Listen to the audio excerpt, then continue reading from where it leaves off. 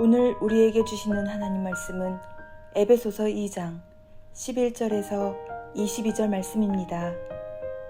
그러므로 생각하라. 너희는 그때의 육체로는 이방인이요 손으로 육체에 행한 할례를 받은 무리라 칭하는 자들로부터 할례를 받지 않은 무리라 칭함을 받는 자들이라. 그때에 너희는 그리스도 밖에 있었고 이스라엘 나라 밖의 사람이라. 약속의 언약들에 대하여는 외인이요 세상에서 소망이 없고 하나님도 없는 자이더니 이제는 전에 멀리 있던 너희가 그리스도 예수 안에서 그리스도의 피로 가까워졌느니라. 그는 우리의 화평이신지라 둘로 하나를 만드사 원수된 것 곧 중간에 막힌 담을 자기 육체로 허시고 법조문으로 된 계명의 율법을 폐하셨으니 이는 이 둘로 자기 안에서 한 세 사람을 지어 화평하게 하시고 또 십자가로 이 둘을 한 몸으로 하나님과 화목하게 하려 하심이라. 원수된 것을 십자가로 소멸하시고 또 오셔서 먼 데 있는 너희에게 평안을 전하시고 가까운 데 있는 자들에게 평안을 전하셨으니 이는 그로 말미암아 우리 둘이 한 성령 안에서 아버지께 나아감을 얻게 하려 하심이라. 그러므로 이제부터 너희는 외인도 아니요 나그네도 아니요 오직 성도들과 동일한 시민이요 하나님의 권속이라. 너희는 사도들과 선지자들의 터 위에 세우심을 입은 자라. 그리스도 예수께서 친히 모퉁이 돌이 되셨느니라. 그의 안에서 건물마다 서로 연결하여 주 안에서 성전이 되어가고 너희도 성령 안에서 하나님이 거하실 처소가 되기 위하여 그리스도 예수 안에서 함께 지어져 가느니라.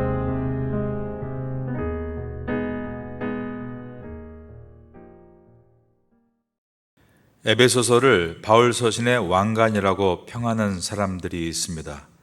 그런데 특별히 에베소서 2장 11절에서 22절의 말씀을 그 왕관의 보석이다라고 평가하는 학자들이 있습니다. 그만큼 오늘 본문인 2장 11절에서 22절을 중요하고 아름답다고 생각하는 것입니다. 오늘 본문 말씀을 강의하기에 앞서 에베소서의 전체 흐름에 대해서 소개를 해드리겠습니다.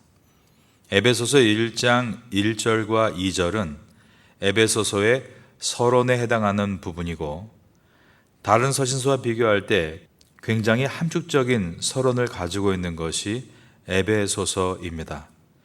에베소서는 1장 3절에서부터 곧바로 본론으로 들어갑니다. 본론은 크게 두 부분으로 나누어져 있습니다. 1장 3절에서 3장 21절까지가 본론의 첫 번째 전반부라면 4장 1절부터 6장 20절까지가 본론의 후반부라고 할 수 있습니다. 그리고 6장 21절에서 에베소서의 마지막 절인 24절은 에베소서의 결론입니다. 본론 부분인 1장 3절에서 2장 10절까지의 강해를 다 마쳤습니다. 그 내용을 한마디로 요약하면 하나님께서 예수 그리스도 안에서 주신 새로운 생명입니다. 그리고 오늘 우리가 보게 될 2장 11절에서 3장 22절까지는 하나님께서 예수 그리스도 안에서 세우신 새로운 공동체입니다. 그리고 4장 1절에서 5장 21절은 하나님께서 예수 그리스도 안에서 주신 새로운 기준입니다. 그리고 5장 22절에서 에베소서의 끝인 6장 24절은 하나님께서 예수 그리스도 안에서 주신 새로운 관계입니다. 그러니까 에베소서의 본론은 새로운 생명, 새로운 공동체, 새로운 기준, 그리고 새로운 관계에 대해서 말씀하고 있습니다. 그런데 이 모든 것들이 어디 안에서 우리에게 주어지는가?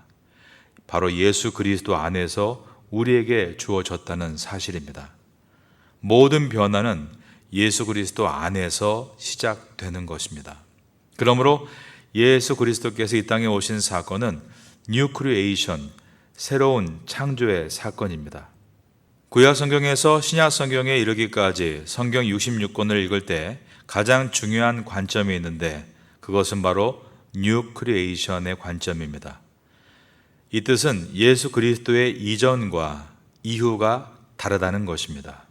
예수 그리스도께서 오시기 전과 오신 후에 세상의 역사는 다릅니다.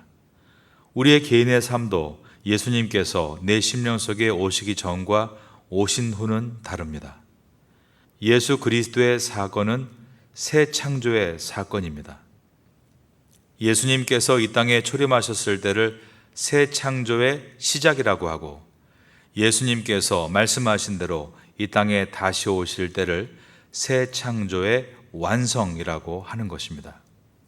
오늘 본문은 에베소서의 본론 안에 두 번째 단락에 해당되는 내용으로서 하나님께서 예수 그리스도 안에서 주신 새로운 공동체에 대한 가르침입니다. 에베소서 2장 11절에서 22절은 세 개의 단락으로 구분할 수 있습니다. 1절에서 12절은 에베소 교인들이 과거에 그리스도 밖에 있었을 때의 상태를 가리킵니다. 그러므로 생각하라. 너희는 그때에 육체로는 이방인이요 손으로 육체에 행한 할례를 받은 무리라 칭하는 자들로부터 할례를 받지 않은 무리라 칭함을 받는 자들이라. 그때 너희는 그리스도 밖에 있었고 이스라엘 나라 밖의 사람이라. 약속의 언약들에 대하여는 외인이요 세상에서 소망이 없고 하나님도 없는 자이더니. 19절에서 22절은 이제 에베소 교인들이 그리스도 안에 들어와 있는 상태를 가리킵니다. 그러므로 이제부터 너희는 외인도 아니요 나그네도 아니요 오직 성도들과 동일한 시민이요 하나님의 권속이라. 너희는 사도들과 선지자들의 터 위에 세우심을 입은 자라. 그리스도 예수께서 친히 모퉁이 돌이 되셨느니라. 그의 안에서 건물마다 서로 연결하여 주 안에서 성전이 되어가고 너희도 성령 안에서 하나님이 거하실 처소가 되기 위하여 그리스도 예수 안에서 함께 지어져 가느니라. 그리스도 밖에 있던 사람이 그리스도 안으로 들어오게 됐을 때 그 상태가 얼마나 다른가를 극명하게 대조하고 있습니다. 그러면 이러한 변화가 어떻게 가능한 것인가? 이 둘 사이에 들어있는 절인 13절에서 18절이 그것을 설명하는데 그것은 바로 우리 주 예수 그리스도의 십자가의 사건 때문이다 라고 했습니다. 13절에서 18절을 보겠습니다. 이제는 전에 멀리 있던 너희가 그리스도 예수 안에서 그리스도의 피로 가까워졌느니라. 그는 우리의 화평이신지라. 둘로 하나를 만드사 원수된 것 곧 중간에 막힌 담을 자기 육체로 하시고 법전문으로 된 계명의 율법을 폐하셨으니 이는 이 둘로 자기 안에서 한 세 사람을 지어 화평하게 하시고 또 십자가로 이 둘을 한 몸으로 하나님과 화목하게 하려 하심이라.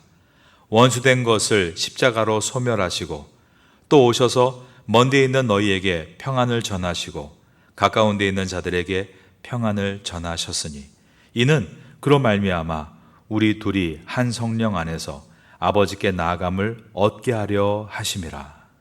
사람이 그리스도 밖에 있는 상태에서 그리스도 안에 있는 상태로 바뀔 수 있는 이유는 오직 우리 구주 예수 그리스도의 십자가 때문입니다. 11절에서 22절의 가장 두드러진 특징은 그때와 이제의 대조입니다. 11절을 보겠습니다. 그러므로 생각하라. 너희는 그때에 육체로는 이방인이요. 12절을 봅니다. 그때의 너희는 그리스도 밖에 있었고 라고 되어 있습니다. 그런데 아래의 19절을 보시면 그러므로 이제부터 너희는 외인도 아니고 나그네도 아니요 라고 말하고 있습니다. 사도 바울은 11절부터 22절 사이에서 그때와 이제를 대조시킵니다. 여러분, 그리스도인이 되었다는 의미를 어떻게 이해하고 계십니까?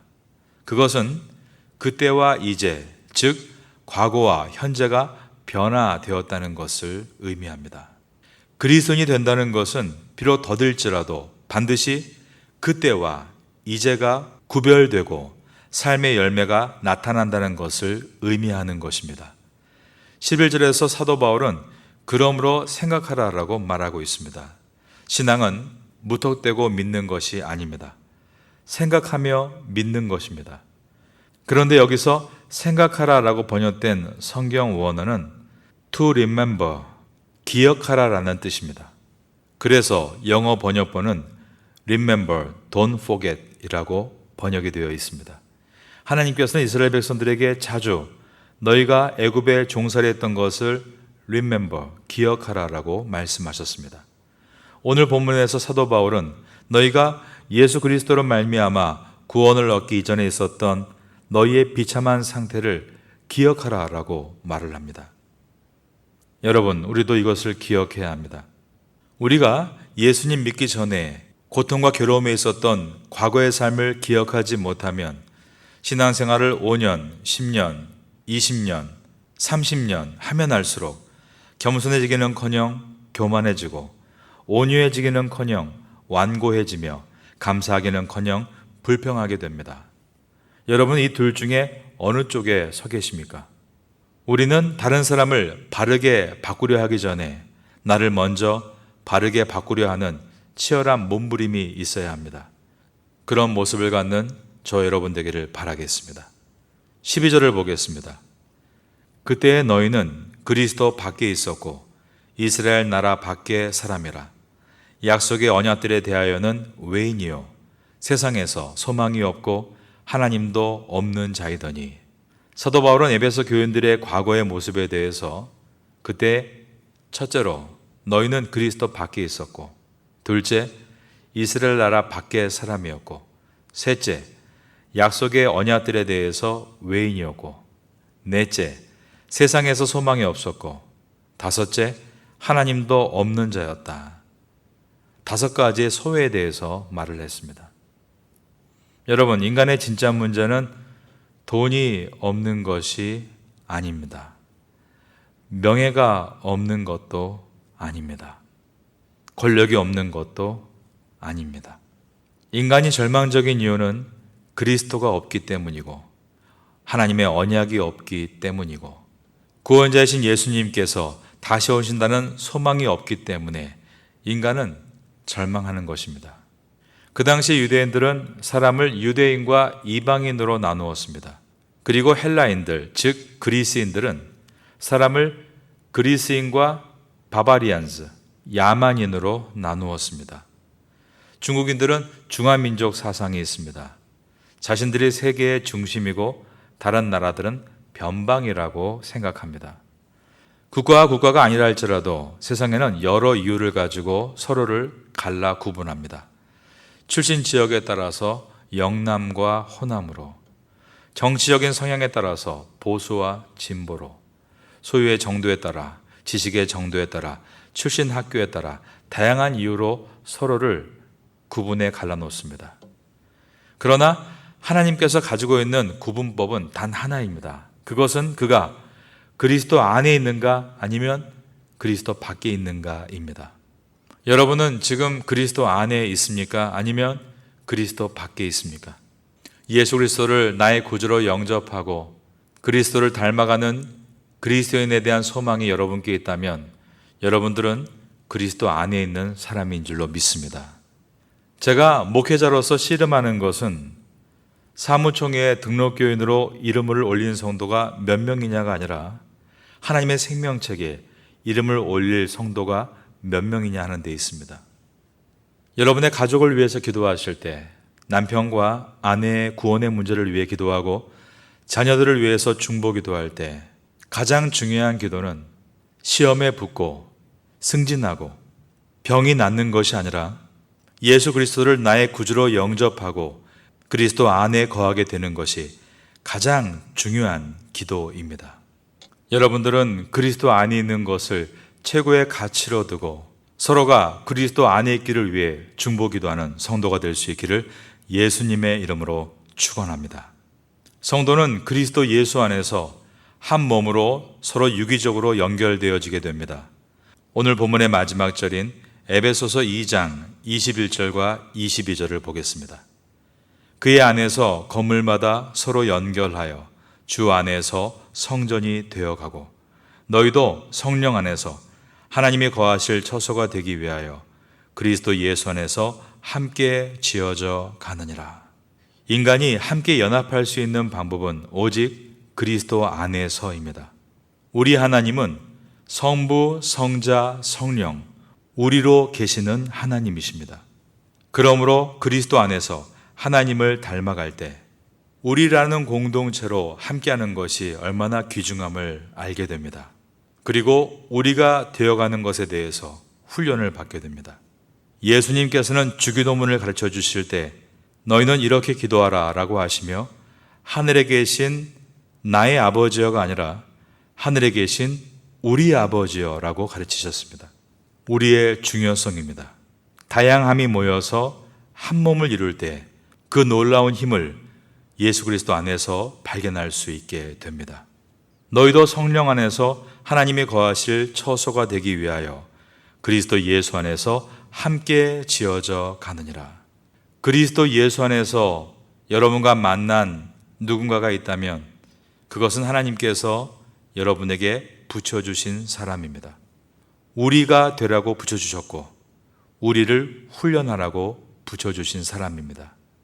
예수님께서 겟세마네 동산에서 마지막 기도하실 때 우리가 하나 된 것 같이 저들도 하나 되게 하옵소서.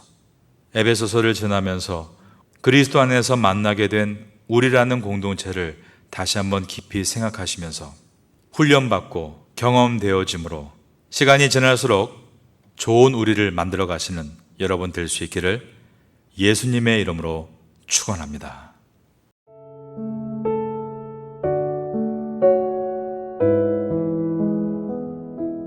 지금은 함께 기도하는 시간입니다.